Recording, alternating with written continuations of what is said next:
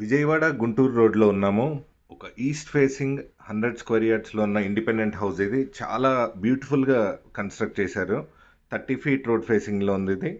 1.5 kilometres from bus stand and 1.8 kilometres from railway station. ఇది 76 lakhs చెప్తున్నారు. ఇది east facing 100% వాస్తు ప్రకారం కట్టబడిన విల్లా అండ్ చాలా బ్యూటిఫుల్గా అన్నీ కూడా ఫినిషింగ్స్ అన్నీ చేసేసి ఉన్నాయి. ఇది కంప్లీట్గా రెడీ టు ఆక్యుపై ఉందన్నమాట. ఇది విజయవాడ గుంటూరు రోడ్లో ఉంది.